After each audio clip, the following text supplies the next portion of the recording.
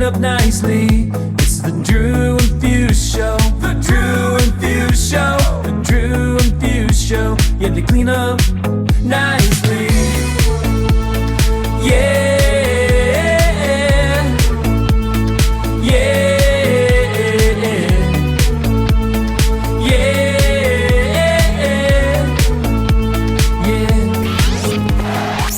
What's up?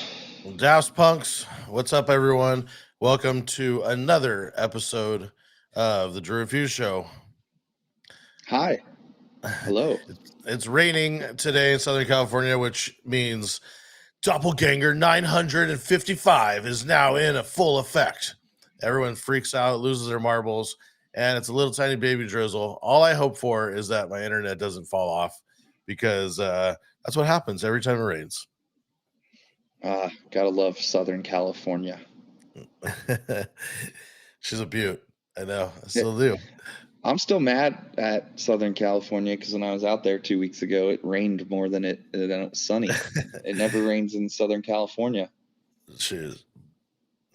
But, you know, it is what it is. It happens. What'd you do this week? You were in Vegas, right?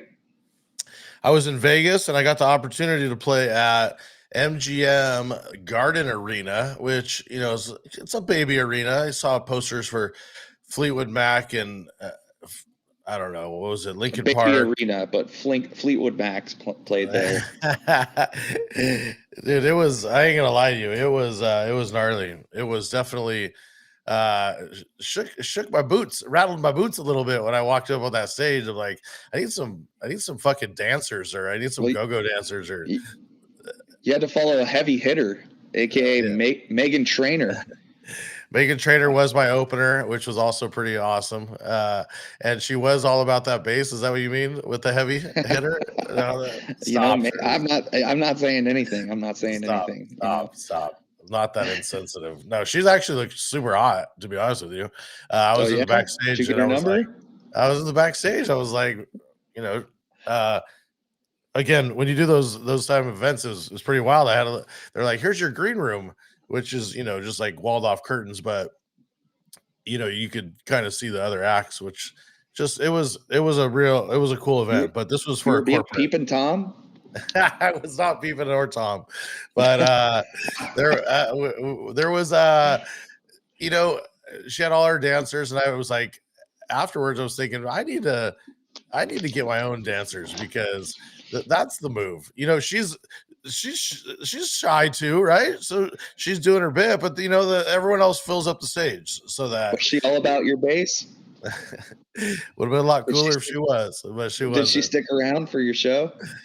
I you don't know. I highly doubt it. She didn't stick around for you. Usually the opener, it's the opener's supposed to stick around for the headliner. Yeah, you would think, right? That's part of the bit, but no, Megan, I'm after you. No, it was fun. It was pretty cool. It was a cool corporate event, and then 3,000 people, right? That's what she said. You said it ended up being 2,500. Okay. So it filled up the whole bottom floor, and then there was other things for them to do. So everyone was kind of bouncing around, but yeah, it was wild. I got a little video recap coming here shortly, but super cool. Very honored to be able to do that. Those corporates, they're all the same in theory, except that they always want to do bigger and badder or smaller and more intimate. It's just, you know, you can't win, but it was dope. And then came back and ran the clubs. So it's been an awesome week, and looking for this year to keep going. Yourself? I just did my normal fishbowl on Friday, Saturday Red Leprechaun, and Drew and I were talking. You know, all the Creed and Nickelback has been all the rage, and I was telling Drew that I had dropped Fashion's Nickelback edit, and I should have known better that Nickelback would have flopped, and it flopped. It flopped harder than anything's flopped that I've played lately, and it was kind of like one of those moments where I'm like laughing because I'm so embarrassed that like it was just nothing to do but laugh because it's so bad.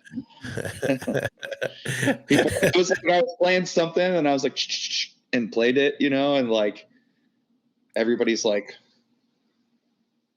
You know, like, what the fuck? So, It was yeah, a record skip. The yeah, record. yeah. You say Creed, I was you say Creed, I was watching, Pete Davidson has a new, show, it's called Bupkis. Well, I paid there's all these streaming services. I'm trying to just have one and then burn Good through luck. and then cancel it. So I have Peacock right now, and I got it for $10 for the year, but it has some ads, but still $10 for the year. Not What's bad. the word after P? It's a bird of feathers. But anyways, they have this major scene where they're singing Creed, and I thought, wow, we're bringing this back. We're really trying to push for that. I want to go back kind of to a couple years ago when Creed wasn't still cool. Like, I really am not really sure what's going on with that. Maybe this is me getting old. I don't know. And it's not a diss to those guys or anything. I recently listened to the Krista Makes a Podcast episode, one of the more recent episodes where he had the guitarist from Creed and they were dissecting the song and all that. And, they're all hustlers, and everybody, nobody intends to ever make a hit. They just put their music out, and, but I'm cool with Creed being not cool. I'm just throwing that out there. You're going to go back to your Hoobastank days? Crawling in the Dark, was that their song? No, I don't even know what Hoobastank is. Remember? Okay, so I used to work at this office, and we had a chat, and one of the chat bots was the Hoobastank, and it had all the band members, and you would hit it, and you'd be like, oh, and then and then the other guy would be like, oh, hey, send that over, and they were the worst. But we loved it so much, so I would just always send it to the guy if I wanted to fuck with him. He'd be in the middle of a call, and be like, Hoobie. Man, I gotta try to see if I can pull those up. That's throwing it back right there. Oh boy. Anyway, before we just keep rambling, we have a guest today, but before we bring the guest on, we just want to say, if you use promo code Drew and Fuse Show, it'll get you 30% off your first month of activation at directmusicservice.com. Also, check out the new Crate Hackers. They've got a new app dropping soon. I believe it's in beta. You might be able to get the beta if you were already a member, and maybe you say hi to Aaron and you're nice to him, or Dom. Maybe they'll lace you with He's probably gonna kill us for saying that.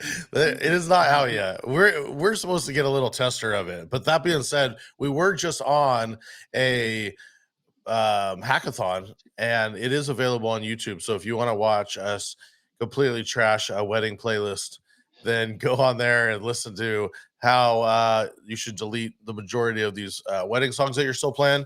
And then those are going to be coming up once a month. I'm pretty excited about it. That first one was super fun. What we're doing is we're going to take a volunteer this time who actually, I was thinking multiple volunteers who is feeling brave enough to send us their Serato history from a recent gig. And we're going to go through it and tell you what the fuck's good and what's trash and what you should stop playing. And we want to see, I don't think it comes down to, we want you on the call because we want you to explain it, because there are times when Aunt Susie comes up and you get left fielded, or someone insists on you playing something. So we can't just completely trash everything. There's always reasons. But if you're playing a Pitbull song and then a Meghan Trainor song back to a Pitbull song, that's where we're going to, try and help. Dude, I thought you liked Megan. I know, I do. I'm sorry. I do love her. It was like an acapella. I was like all about that bass. And then Pitbull comes in and he's like, Balu Muhere. He's just going in. It was a live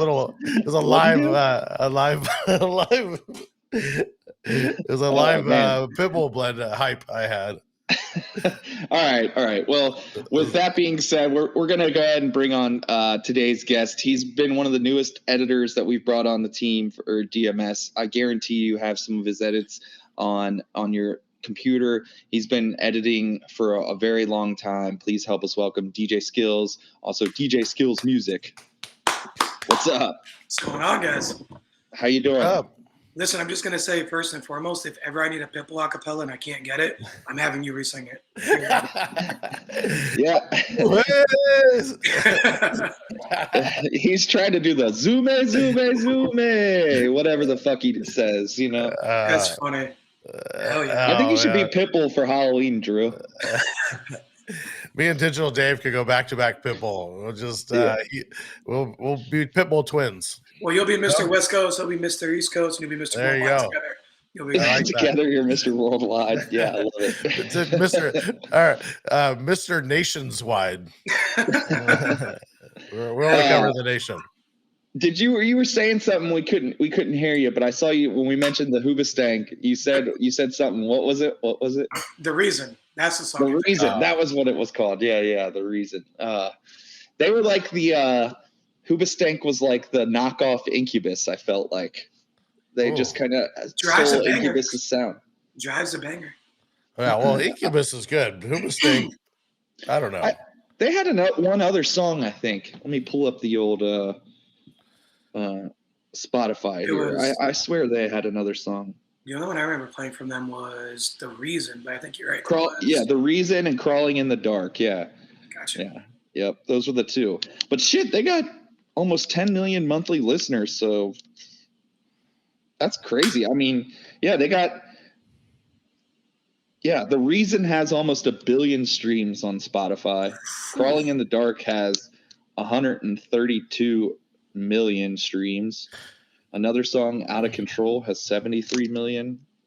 You know, we never said this. I wanted to say this when we were talking about that, but maybe the Creed coming back and the Hoobastank and these bands coming back that we were saying is kind of like the music that we're playing that wasn't hits that is now hits, right? That's because there are no hits coming out. That's why this music's coming back. Well, that's true, but I'm saying, you know, maybe the kids just liked that. It was just a different era. You know, that Hoobastank wasn't terrible to the kids. It was terrible to, you know, I don't know. I think I had a Hoobastank CD back in my car back when they were out. Dang. I definitely had The Reason burned down the one CD for sure. Absolutely. Yeah. Like Hoobastank, Hinder, all that shit. Hinder, Lips of an Angel. Is that what that one was? Banger. Yeah. What's the other guy that was like on American Idol? Fuck. He was like a bald guy, kind of sounded like the Hinder guy. I always confuse a lot of that rock. It all kinds of sounds the same to me. Fuck, what's his name? It's just one name. Whoa. Daughtry. Chris Daughtry. That's it. Yeah. He had one of those songs too. That they all kind of sound the same to me. Yeah, he's an interesting person. I just saw he was singing with somebody though. Like I was scrolling TikTok, and you know, I saw he was singing on stage with somebody, and I was like, why? Was it Meghan Trainor? Have a country song going out? Dude, you better. She's never gonna open for you again. You better watch it. I love her. I realized I don't have any Meghan Trainor songs on my laptop, but she has like a solid 5 hits. Dude, well, we got you're on radio. Tell us a little bit about your have you met her, Meghan Trainor? No, I haven't met her. I met Daughtry. He's an interesting person. Oh yeah. More words than less. He's a diva. I'll leave it at that. Really? That's interesting for somebody that's like a one-hit wonder, I would say. Yeah, like he flipped out because we couldn't get him something, and his band and roadies kind of just sat there and they're like, "Yeah, we're used to this. We deal with this."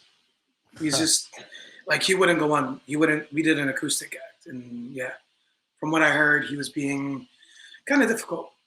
So it is what it is. Though. Like, luckily, I think I've only come across 1 or 2 pop people that were like that.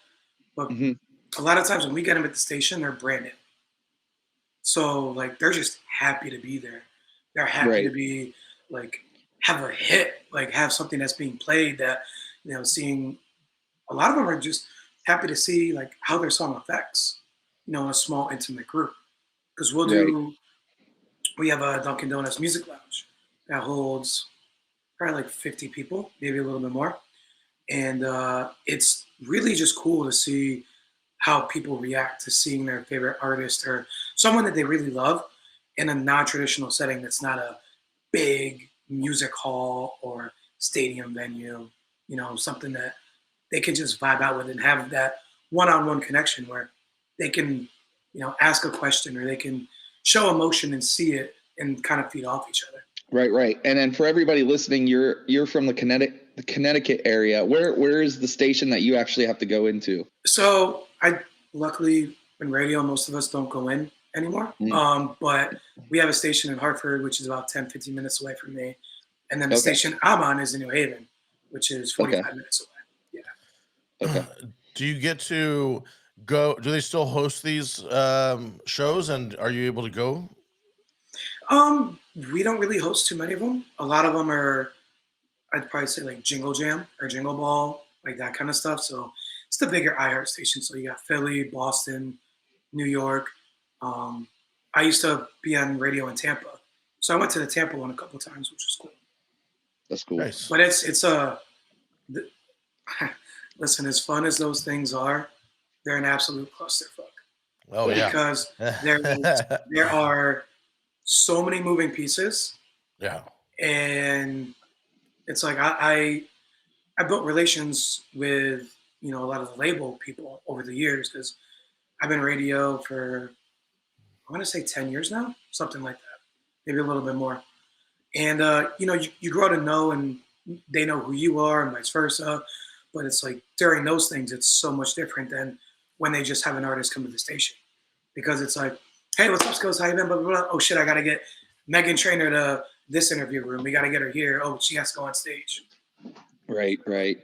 So the Duncan Lounge stuff that you're doing when you're meeting all these artists, those are more like smaller artists that are kind of just breaking through? Yeah, but it's funny because we've had some pretty big artists. I think hands down one of the biggest ones, at least from when I was in radio, in there so far, was Charlie Puth. Oh, that's pretty cool. We've had him a few times, and him and Jason Derulo, but Jason Derulo was pretty much iHeart's main guy. Him and Flowrider, like they were doing all of the iHeart events. When you put those two together, Jason Derulo is the new Florida, right? Basically, he's like the new guy. Like he's kind of pop meets, they're just putting him on everything. I don't know. Not no diss kind of way, but he is kind of like that, the new Flow Rider. Well, it's him, Flowrider, and Pitbull. They're all like, it's not like I don't want to say a machine, but you're gonna get at least some kind of hit out of them. Yeah. Right. So with Derulo, it was funny. We were doing these concerts up at Six Flags. So the radio station would bring in all these artists. We had, one year we had Flowrider, Derulo, LMFAO, like that just shows you the time range of when we were doing them. So we had Derulo, and it was right when Don't Want to Go Home was big. That was his biggest song. It was huge on radio. Like he had already had hits anyways. Is that the Show Me Love one? Yes, exactly. Is it Show Me Love? Yep. Deo. They use Deo and Show Me Love. Like Banana Boat or whatever. And then right. Yeah. I'd already had a connection with him anyways. I met him a bunch of times. Like we were cool. But it was funny because his manager almost threatened to not have him perform because it was myself and another DJ, who I'm not going to name. And he was using, these remix services for like, that's all of his edits were from remix services, which are great. There's nothing wrong with that whatsoever. But a lot of times they add in the extra samples. They do the extra samples for the 8 bars, or they'll switch things up. Well, my buddy played an edit that had Show Me Love in it. And then he played another edit that there was a sample of Emoji Heat, which is What You Say. So first one that happened was Show Me Love. Manager comes running up, taps me on the shoulder. He's like, dude, what the fuck? And it didn't even register at the time. And I'm like, oh shit, like that's his big song. That's his number. I'm like, yo, switch it. And he was using CDs still. So he had to he was like fucking panicking, he like sweating. It's summertime. He's already sweating anyways, freaking out, right? So he's like, dude, I'm like, I'm sorry. He's like, come on, Skillz. Like, no, we can't do that. I'm like, all right, I got you. Then he does the emotion heap one. Again, doesn't even put two and two together. As soon as I hear it, I'm like, dude, switch it. Like, what? Come on, bro. He's gonna go nuts. Yeah. I see the manager running they had like all those portable trailers for their dressing rooms. This dude came busting out of the door. I see him running up on the stage. I meet him halfway. I'm like, I told him. He goes, dude, you do it again, we're pulling him from the show. Jeez. I go, all right. And I told my guy, I'm like, bro, nothing, no more. Let's just do basic intro and outros now. Like, let's not fuck around with this. It was, he was cool as hell, and he absolutely killed the show. And it's funny now, like thinking about it, but it would not have been funny if he. Oh yeah, I'm sure you would piss off a lot of people. That's wild. People are so sensitive. I think it's just like a teaser to like get people hyped for him. I don't know. That's the way I see it. I hear you, and it was funny because when Show Me Love came on, like people started going nuts, and then that's when he came up, and I'm like, oh shit, no. Right. You're gonna get us in trouble. What's up?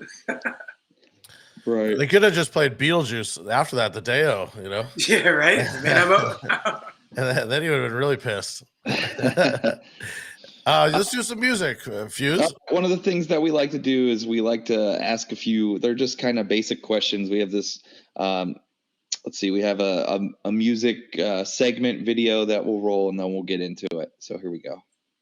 Hey, Drew and Fuse, Kermit the Frog here. When I'm not dealing with my pain-in-the-ass wife, Miss Piggy, I like to talk and sing with my friends. What's your top songs? A new personal favorite of mine is this.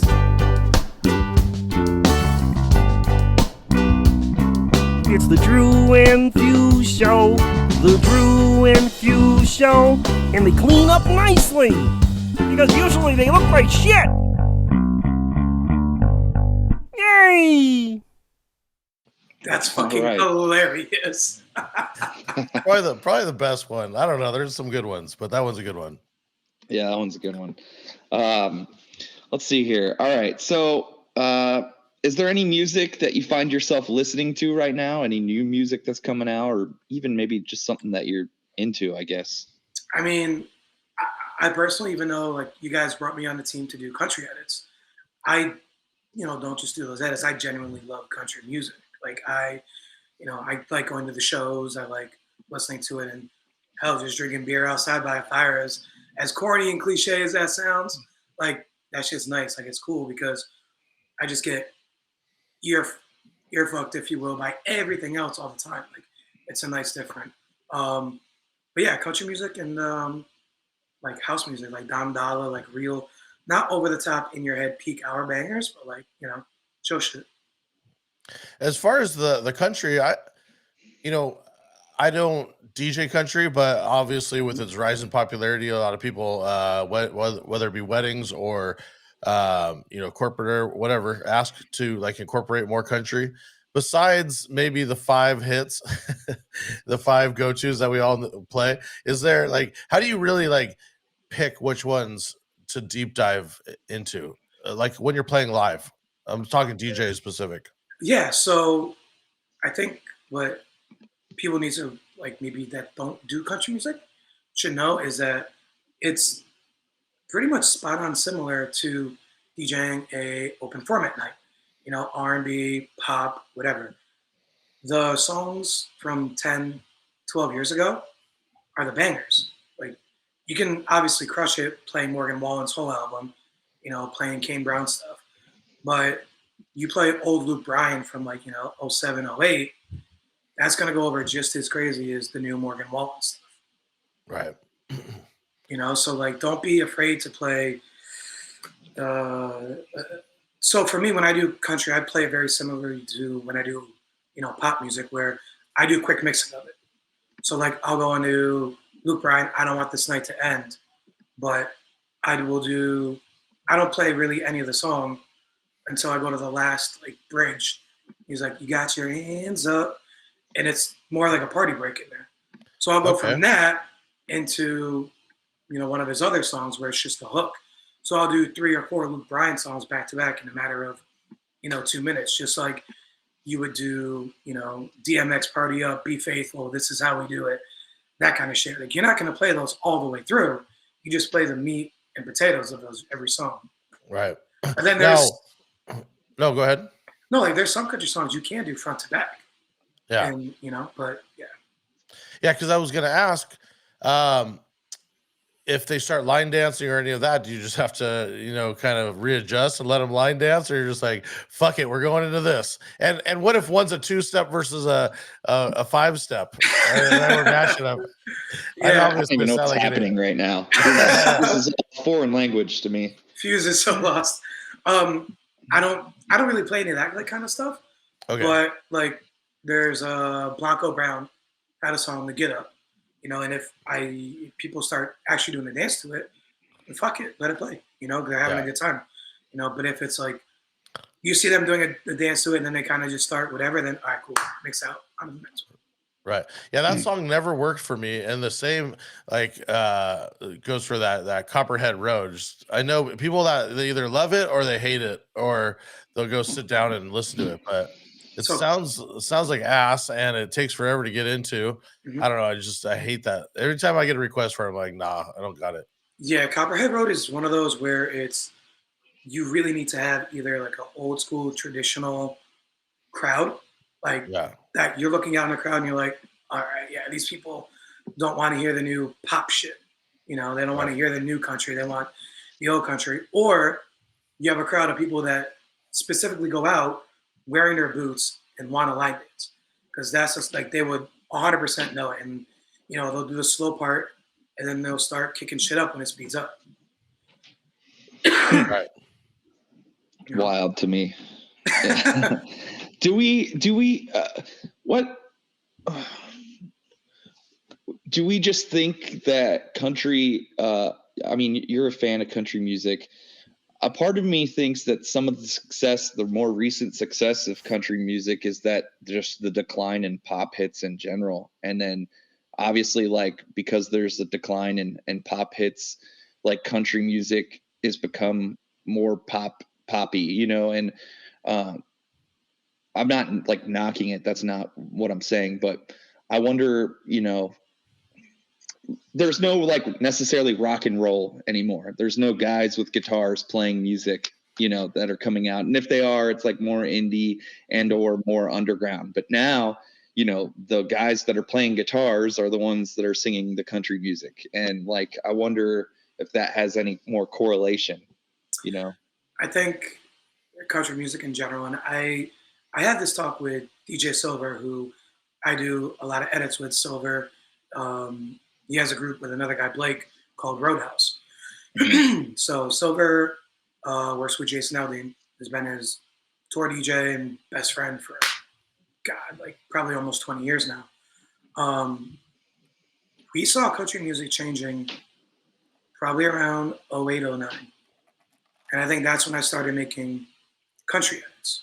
Like my first country redrum or remix was Luke Bryan, Country Girl Shake It.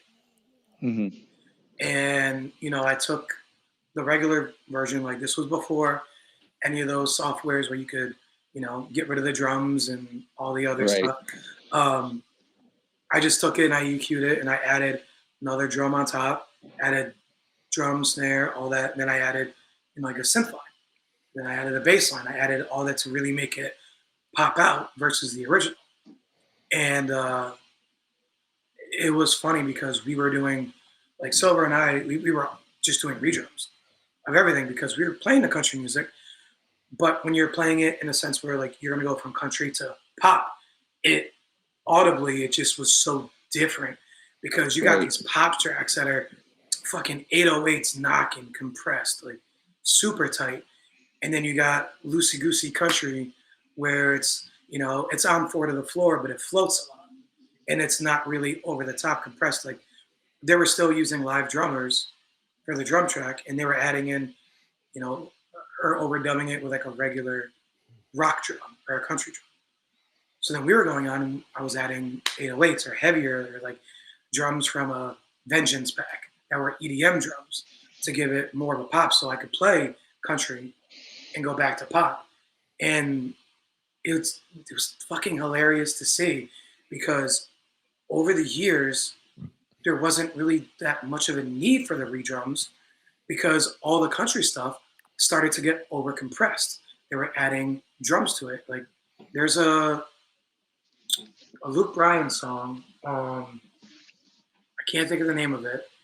And it was, when I got it from the label, it was so compressed that it actually hurt. Like they stomped on that shit so much. And I'm like, I had to add, at the time I was doing a country radio show. All my other stuff had redrums. And I'm like, I got to do a redrum of this. And I'm like, I can't because it's already been so just bastardized by the mastering company. And it was funny because after that, you slowly started to see all the country was very, very produced. And it had a live band, but it was more regular pop drums that you would see. And that's the way it is now. Like, it's crazy how produced these country songs are. And I think that may be, part of the reason why it's growing so much is because it's not our parents' country anymore. It's country. It started with Florida Georgia Line, man, like bro country, if you will. They were probably the biggest song, that kind of country. Exactly, like cruise and drinking and having fun and partying and getting with girls. Like they have songs about smoking weed. Like Nelly being in the songs too, I feel like helped. That was probably the hugest crossover. Yeah, how did he become like the go-to country guy? Well, I mean, remember he did Tim McGraw. He had a song with Tim McGraw too.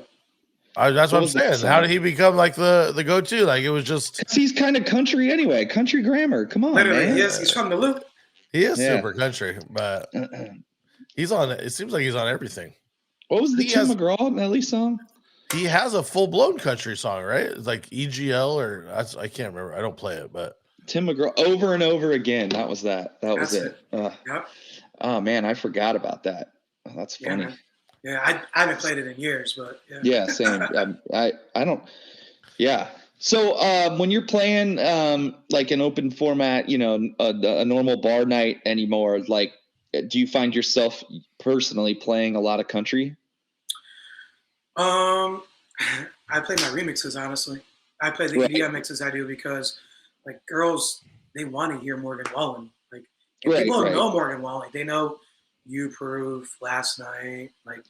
Right. I play Last Night. I mean, it's so big. It's like one of those where it's like you can't not. Like, it's so big that, I play a remix of it every time. It's like the EDM. We play the same one. Which one is it? Vavo, probably. Well, it's with Avicii. I think even Steve. The Nights. Yeah. That's the one I play of that one. I like that one. But it's like you said, I feel like for me, the way I play it kind of blends in and it fits and it doesn't shock. It's not a shock to the system to hear it that way either. And I feel like, as long as the remix or bootleg doesn't destroy the integrity of the song, like people vibe with it too. Exactly. That's my biggest thing when I'm doing edits, like especially with country. I know it's funny because I did a Jelly Roll edit of I Need a Favor, and I sent it to my buddy at the label, which unfortunately I couldn't really put it out anywhere because it's Sony Music. It's Sony BMG, but what's up? I was just gonna say the label that shall to be named. Yeah, we can just mute that in editing, but no. So they it's funny, man, because I never really knew. I knew how big they were, but their umbrella is so massive now. Yeah. But so anyway, so I made the edit of it, and I'm like, hey, listen, I want to add this to my radio shows because I love the record. And on Media Base, like I see it's charting. It was like probably number 45, 50. I'm like, I can see this crossing over. This is going to be a crossover.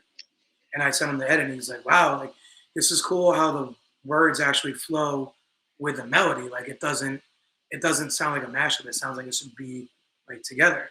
And that's my biggest thing when I'm doing edits. Like obviously, first thing is looking for a beat that's in the right key. Like that's first and foremost. And then it's like listening to something that's not over the top or like just so obtrusive that you're not going to lose the people that want to hear country, but also you're going to appeal to the people that don't want to hear country, but kind of want to vibe out. Right. So that's why like those mashups are so important, I think. Definitely. Oh, especially for us, live DJing. I'm sure for your radio show as well. Yeah. You did one. You did a ton of that. I play all the time, but that the chicken fried. I love your chicken fried edit. Yeah, it's a great one. And that's another one, man, where it needed an extra drum. That one was a pain in the ass because, I still use Acid Pro. I don't use Ableton, which I need to make the switch. But that was tough because it had that swing. Yeah. So it's like building the 4 to the floor on the intro and then switching it to go to the swing part and then back. But, that was, for me at the time, was a challenge, but it came out good. Yeah. Grant still uses, DJ Grant on DMS still uses Acid Pro as well. I guess it's come a long way. It has. It definitely has, for sure. And now with, like, my biggest drawback was it, unlike Ableton, it didn't have sidechaining. Like, you had to get an outsource a VST for it. It wasn't where you just draw the line or whatever. I don't know how. I've seen videos of it in Ableton. But now, you got Nicky Romero with Kickstart. So you don't necessarily need to. And you can automate it to turn it on and off. And it's pretty close to the same thing. And that right there, like, that changed a lot for me. Right. We kind of steered a little different from the initial question, which is completely fine. I liked where it all went. But I want to keep going with some other questions for you. We call it the Serato Top 5, and you don't have to necessarily look it up, but we always like asking guys, what do they think their top 5 most played songs of all time are in terms of DJing. So if you want to kind of rack your brain and just spit out some songs that you think you've played a ton. Even if we want to lean on the country and just keep going to that and say the top 5 country that you're playing. Yeah, I could definitely do a mixture of both. So I'll do some from each thing. Yeah. For sure, definitely the Fresh Prince of Bel-Air theme song. Danny Diggs made an edit. End of the night, man. It's fun. Now and then to just throw it in. My usual end of the night song for pop and that stuff is probably J. Cole, Wet Dreams. Okay. Like that's. I mean, it's East Coast. I don't know if it works, West Coast or, there's definitely stuff that for the Northeast I find works differently than I played some gigs in Tampa like a long time ago, and it was different versus different areas. But yeah. Wet Dreams, anything New York. So like Juicy, Biggie, all that shit.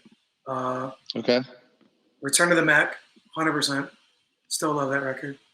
And then for country, Usher, too, of course, and Be Faithful. Yeah. Country would probably be Shania Twain. Man, I Feel Like a Woman. Wait, Usher's going to be on the Super Bowl. Are you going to do any mashups here? You think Taylor Swift is going to come out, or like Scooter's predicting? I'm very Doug, it's funny you mentioned him. I'm actually really excited to see what Scooter does with this year's.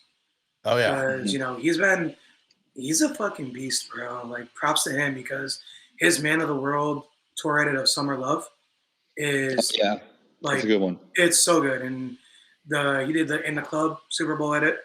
Right. Hipstone Live Super Bowl edit. So like, as excited as I am for the Super Bowl and like to watch the halftime show, I'm more excited to be able to play those edits out, because I know Scooter is going to be in the fucking Beat Factory that whole night getting it, and he just knocks it out within a day or two. I'm like, oh yeah, jeez, brother, like, you're a beast.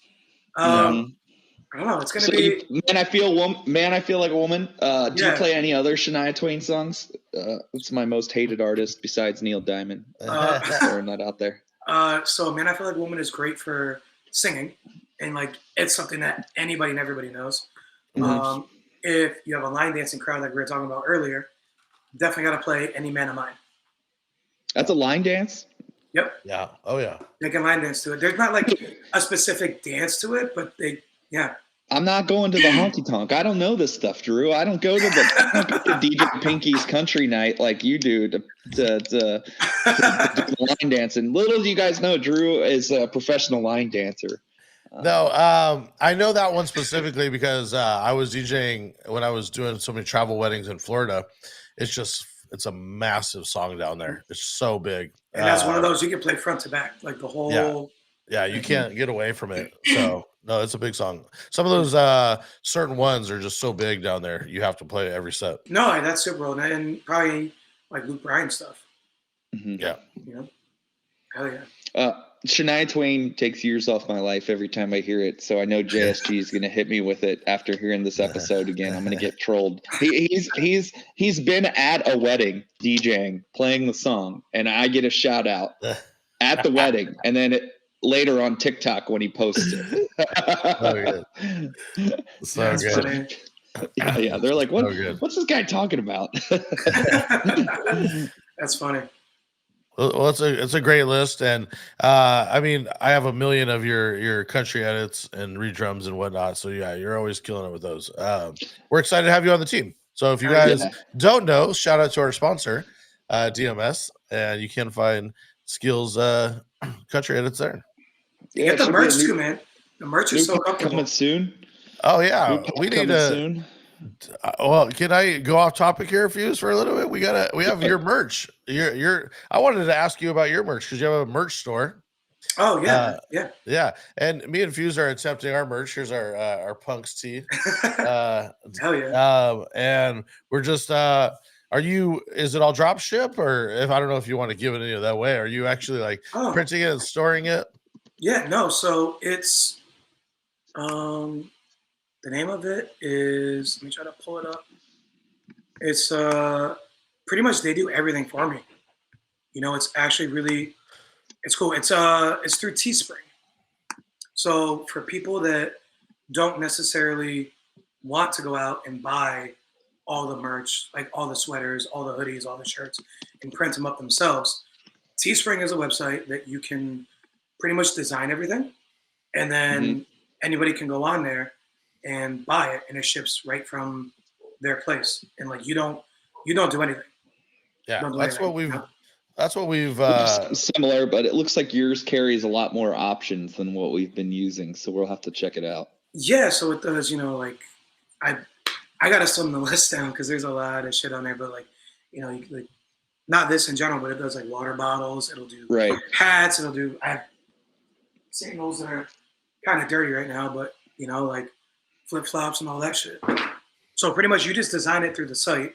So like this is good for pretty much any DJ company or DJ in general. Like if you want merch, you go on the site, spend a couple hours designing it, make sure your logos are high quality, you know, don't use shitty JPEG files or, you know, and you can sit there and design it. You can adjust your price point.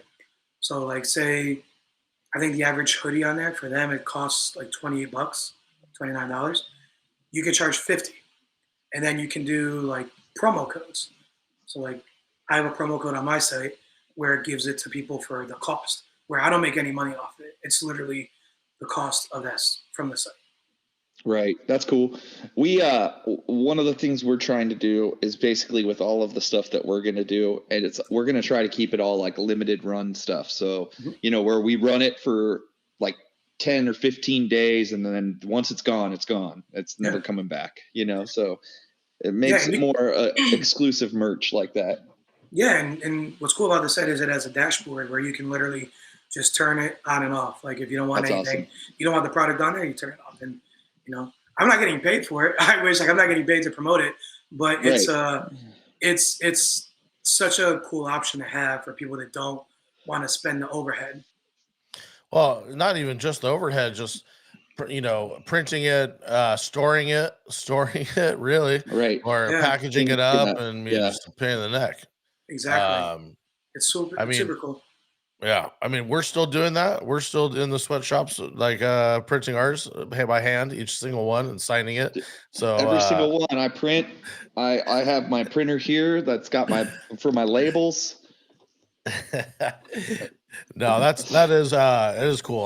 We're gonna look into that. I like that.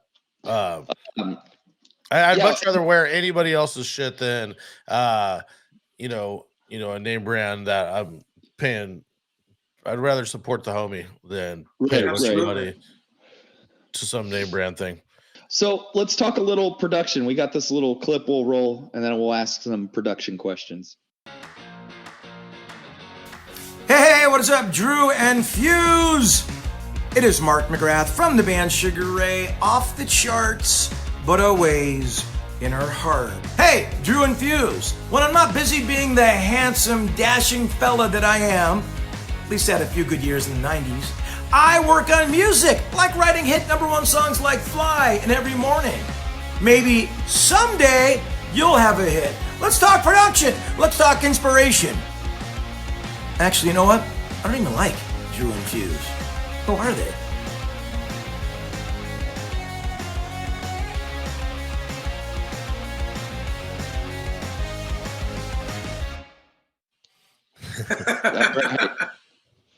There we have Mark McGrath. Shout out to Brent Schmidt, who also met Mark McGrath, and you got a little pic with him and posted up in the group. So it was pretty cool. Yeah. Any of you that get a picture with Megan Trainer, go ahead and post that up in the group and tag me in it. Drew's the opener. My opener. She's gonna add that to her resume now. Open. For Yeah.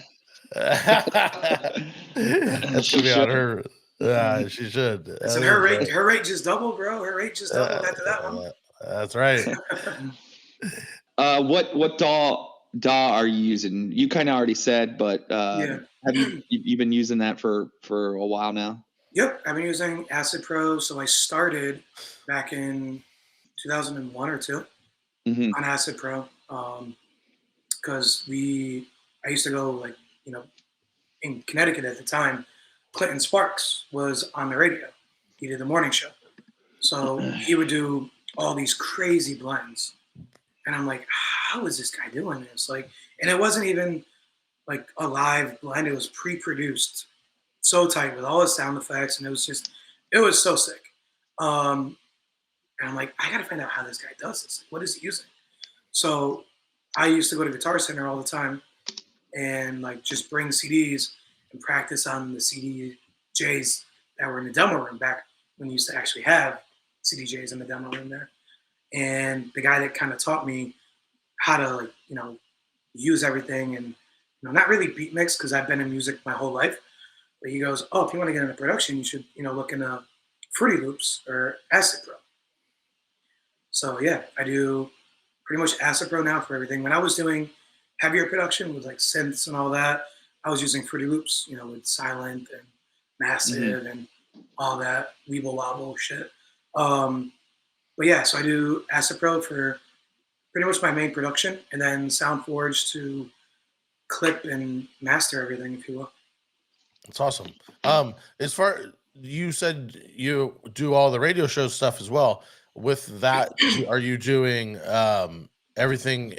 Are you just doing it live, or do you do that in Acid as well? So for the radio shows, I do everything in Mixmeister. Oh, okay.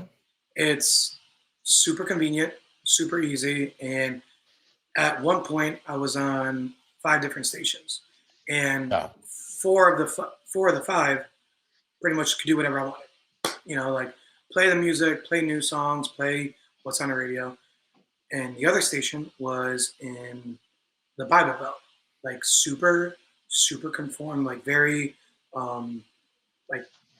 when we get edits that are squeaky clean, they needed me to play squeaky clean. It was crazy. Stations you can play ass, you can play, not supposed to play some of the stuff, but when it's late at night, it's, as long as you're not doing fuck or any the hard ones, it's not a big deal. But with this station, they were super tight. So Mixmeister kind of gave me that ability to drop a song and replace it with something else. Because originally I was doing all of them in Acid Pro. And I'm like, there's got to be an easier way. Right. So Mixmeister is Mixmeister is kind of I didn't realize it was still available, but it's that new thing that Laidback Luke is pushing. Was it Studio? Yeah, I think that's the one I have. I don't go crazy with it. You can do a ton of stuff. Actually, the person that put me onto it was DJ Riddler. Okay. Oh, really? Because Riddler did a lot of his stuff in Mixmeister, and on Facebook I'm part of a group of just for on-air mixer DJs, Mhm. and like specialty shows I mix live. So Yeah. 4th of July, Memorial Day, Thanksgiving weekend, Christmas, New Year's Eve. What's your top Thanksgiving song you play? So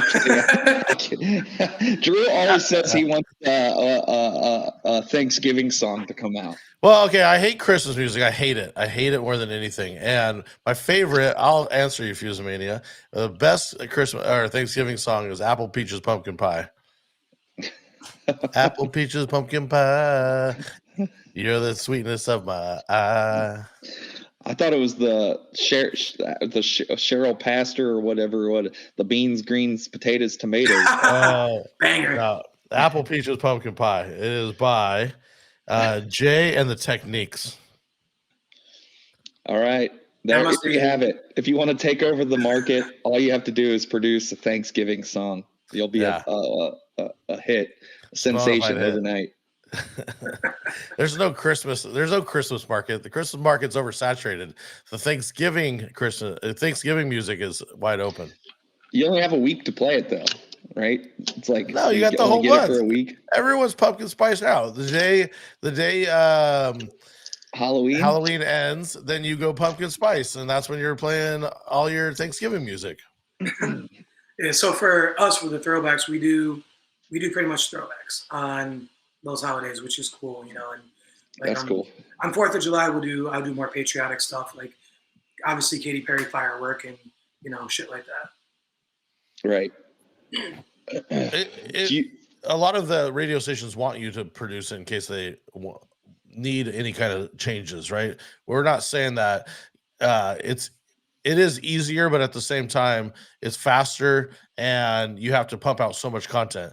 When you're going to actually get a lot of listens on the highlight shows that you're saying, then it is worthwhile to do it all live. So exactly, and it gives it's a whole other energy when you record it live, because you sit, you scratch, you cut, you do all the fun stuff, and it just, for me, like when I did it a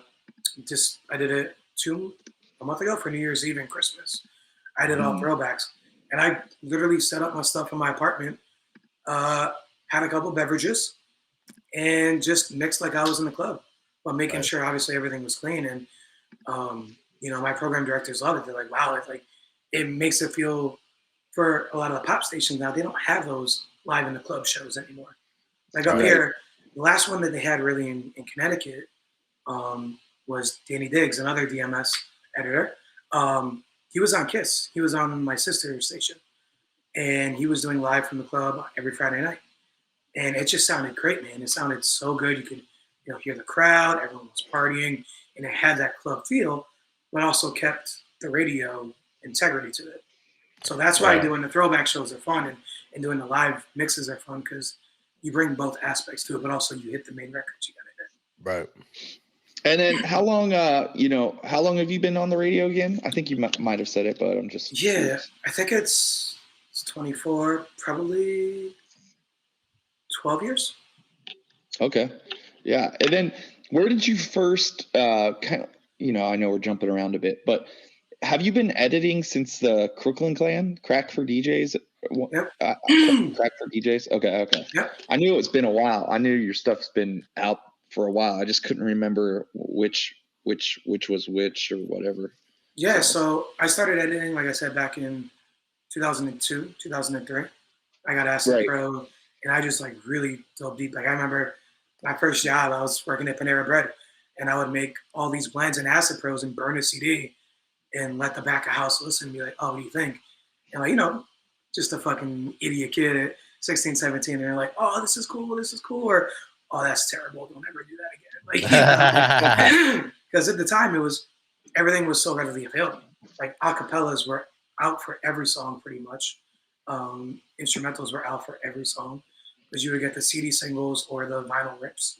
But yeah, so then in, I want to say 05, I got a message on MySpace from Danny Diggs because I was putting up back when we could put up music players.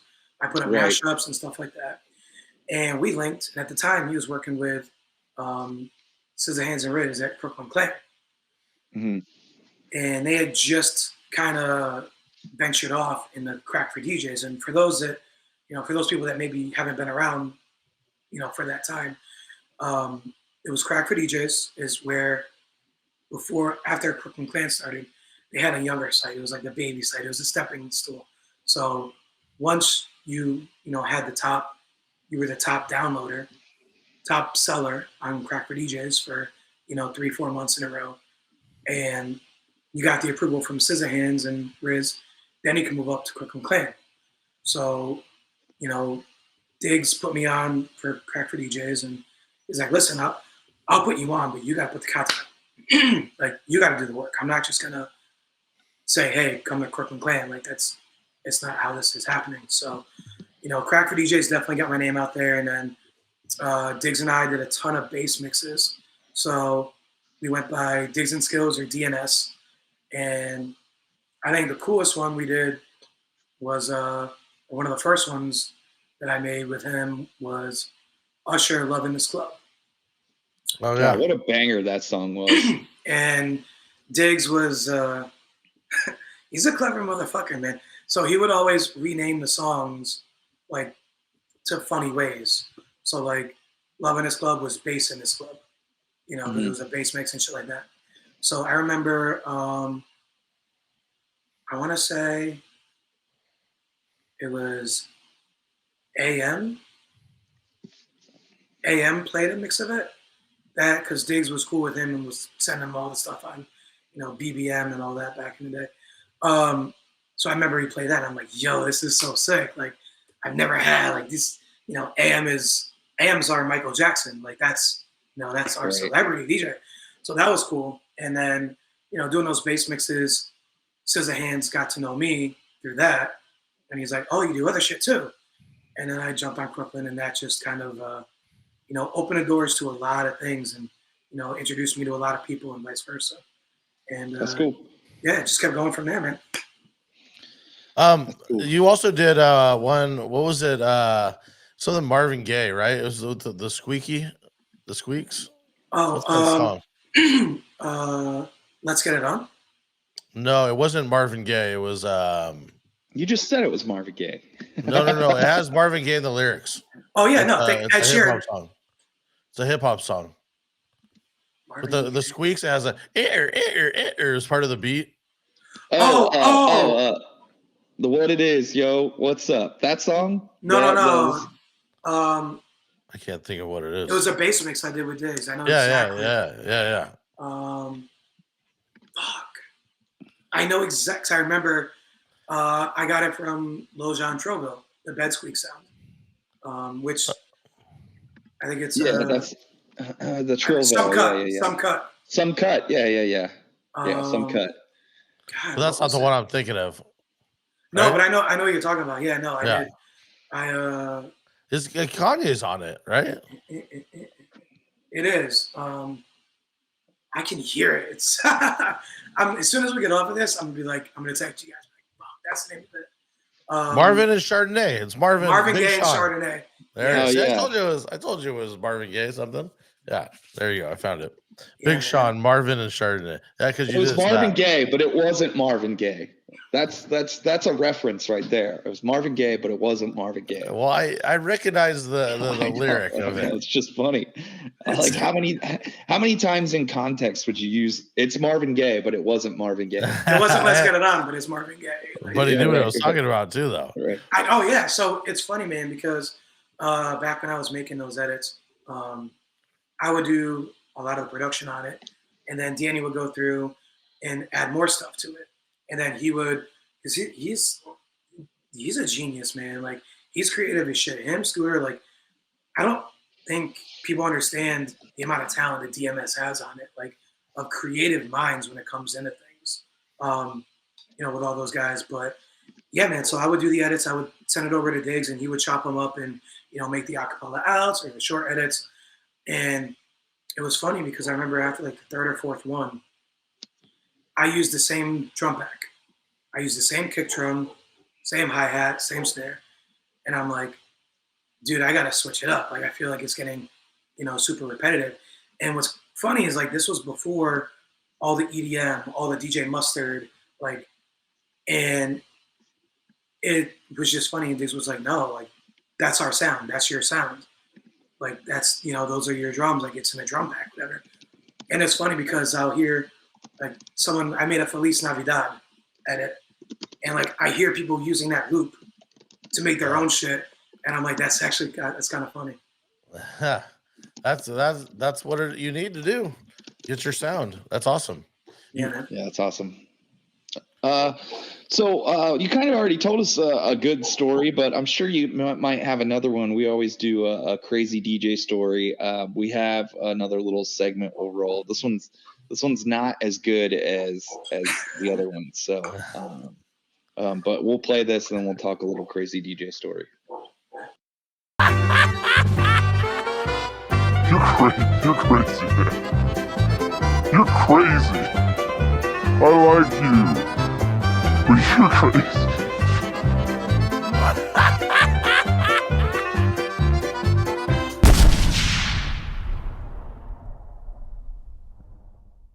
Yeah, I may have nightmares from that. There's they got a weird man in a pirate outfit. I need to change the video on that one. That's funny. Yeah. I like the audio. It's still good. Yeah, it's good. I like the audio, but I gotta switch the video. So yeah, if anything comes to mind, it could be of a night that's gone great, a night that's gone horribly wrong, just anything. Yeah, I can do like a couple of mini ones real quick because I don't want to Sure. carry on too long. So I DJ'd. I opened up at Foxwoods for Shaq, right? And Diesel. tall motherfucker, huge. And I'm 5'7", so I'm already short anyways. Like, I'm not crazy tall anyways, but I remember I was opening up, and within like 10 minutes before he goes on, he has his DJ, Bayati, I forget how to pronounce it. But they raised the booth. So like when Afrojack was there, they raised the booth for him. When Shaq was there, we had a stage in front, and they raised it even more. And I'm like, I'm standing on soap boxes, like milk cartons and shit. And they're like, I got to, tap from the manager, like, yo, Shaq's coming down. We got to get all this shit out of the booth. So I go down and I'm like, I feel so fucking short right now. And I did like one or two songs. His Bayati, his DJ comes on. Bayati, yeah. I actually know Bayati. Yeah. I didn't talk to him much, but he's sick too because he does a lot of Shaq security for his music. Yeah. And I remember Shaq came up, and he came up the stairs. I was walking down, and he's like, "Good job, buddy." I walked away, and I'm like, he gave you an attaboy. Yeah, and then, like, I had a picture with him, and he's like tall as fuck. So I did Comic-Con one year, and it was when George Clooney was there for Tomorrowland. He had skipped his honeymoon to go promote Tomorrowland. It was a huge surprise, New York Comic-Con. Remember, it was literally the first event, and I'm backstage, and I'm looking, I'm like, that's fucking George Clooney. That dude's a goat. I'm like, I can't ask for a picture. Like, it's not, they didn't want us doing that for obvious reasons. Right. So I'm like, fuck this. Like, I gotta figure out a way to talk to him. So I'm backstage and I'm walking, and kind of rude, I walked in between him and someone else he was talking to. I was like, oh, excuse me. He kind of looked at me, and he was like, what are you doing? Excuse me. Like, and I was like, oh shit, like, my bad, I really offended him. He's like, nah, I'm just messing with you, man. How you doing? And he's nicest guy, so cool. And he's like, yeah, I skipped my honeymoon for this. My wife's gonna kill me. He goes, people are gonna go crazy. You should go out and watch it. And I'm like, I got to DJ the other room, and talked for like not even 2 minutes, but it was so cool. That's awesome. I thought he was a forever bachelor. I didn't realize he got married. They're already divorced by now, right? Probably divorced by now, but and then my buddy had me DJ in Vegas at the time, Blush Boutique. DJ was either G Squared or Mighty Me. One of the two were the ones that got me out there. And they called me like, hey, can you fill in?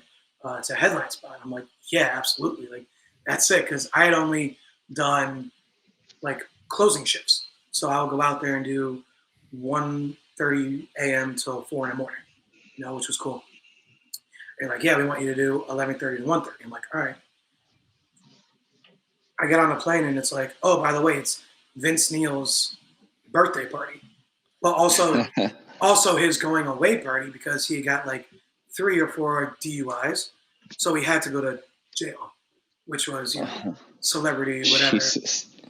Yeah. So I'm like, okay, this is kind of crazy. So they link me with his publicist and his manager, and they're like, he has a request for songs. So I'm like, all right. So I get on the plane, flying out there, and the whole time I'm going through my Serato, getting all this Motley Crue stuff, all this rock music, just thinking like, what is this guy gonna want to hear? Like, he may not want to hear his stuff, he's gonna want to play or something like that. I get in my hotel room, and he goes, I get an email, hey, Vince wants no Motley Crue, none of his music, and then here's a list of 60 other songs he wants. I'm like, fuck, this is really, like, this is weird shit. Like, I don't have a lot of it. So I was going on, DMS and other places trying to find edits and remixes. And I remember I had my Serato crate all set up, ready to go. And I'm nervous because number one, it's Vegas. Like, it's at that time, I mean, it's huge to play in Vegas regardless. And let alone it's like Carrot Top was there and like Flavor Flav was there. That sounds like the randomest bunch. It's all VH1 cast, right? Old The Rock of Love cast. It was the you didn't see the Carrot of Love? It was the CDEFGH squad. Like, it was cool, but like still, it's like, all right, like, this guy wants to have a good time. Like, obviously he parties, which is why he's going away. Like, so I'm playing shit from his list. And then I got the GM of the club running up to me, yelling at me to not play that stuff, to play club stuff, because it's a Blush boutique. I think that's what it's called, Blush. It was a bottle service. It was literally like, and I had never done venues like that. Like, I had done clubs. I wasn't, doing the bottle service spots. I was doing clubs and bars. So it's a whole different vibe. You play for the tables. You play for the people that are spending the money, the VIPs, whatever. So I'm playing for Vince Neil, then I'm playing for the club. I'm going back and forth. He's like, I want Journey. So I'm like, okay. So I play like an edit of Journey. Owner comes running over. No, turn your shit off. Play club music. Da, da, da, da, da. When I tell you, it was the longest 2-hour set I've ever played in my life. I flew in, checked into the hotel room, went to the club, brought my suitcase to the club, and I flew back home because it was Super Bowl weekend. So I flew back home to watch the Super Bowl. So when I tell you, he goes, I'll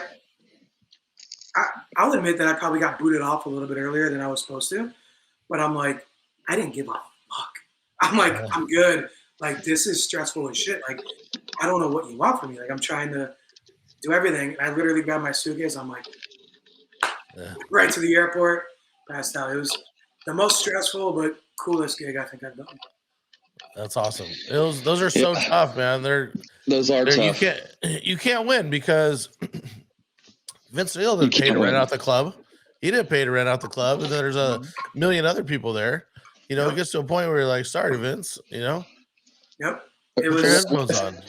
The last time I played in Chicago, I played at the Underground, and they had like a table that's like right next to the DJ booth, and like it was a slower night in there, and they still had tables, and it was still like busy, but it was just slower to the night, and they didn't want a lot of hip hop, and of course there was a table full of Bears players that came in, and they sat them right at the table next to the DJ booth. So it's like, what do you think their request? I'm like, all right.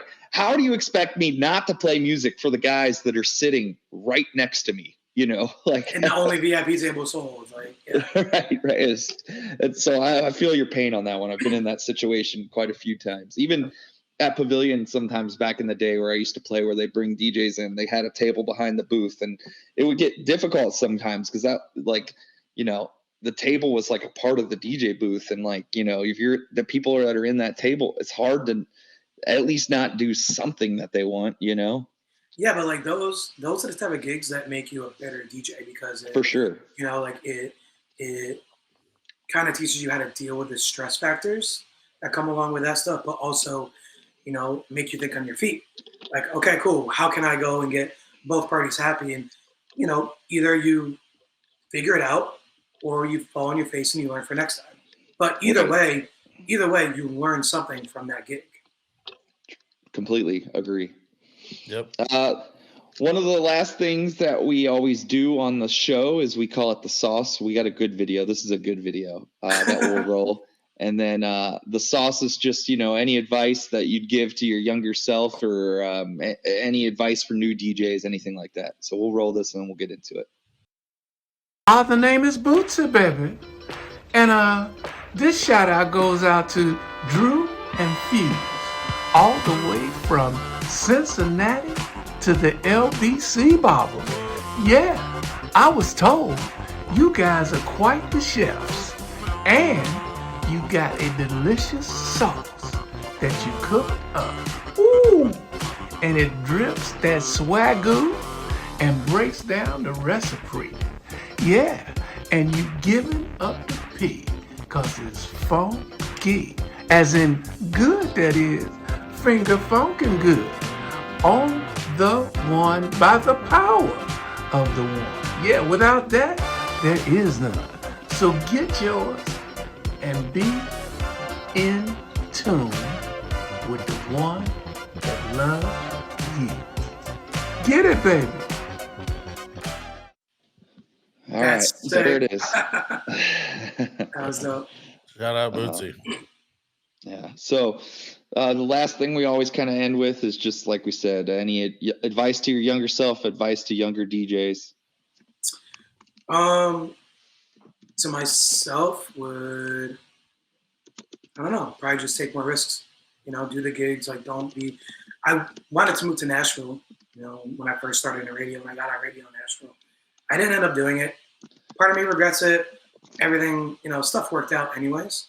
But I'd probably say if you're young, if you're in your 20s, take those risks. Like, move to a new city, do something different because you can always fall back. Like, 20s are made for fucking up. Like, it's okay to make a mistake. You make that same mistake, in your 40s or 50s, it's not as easy to bounce back. So, for guys that are younger, man, like, take that risk, have fun. For new DJs, if you want to get booked in a venue, because I was doing bookings for a venue for a while, don't cold call the person. Don't just send them a text.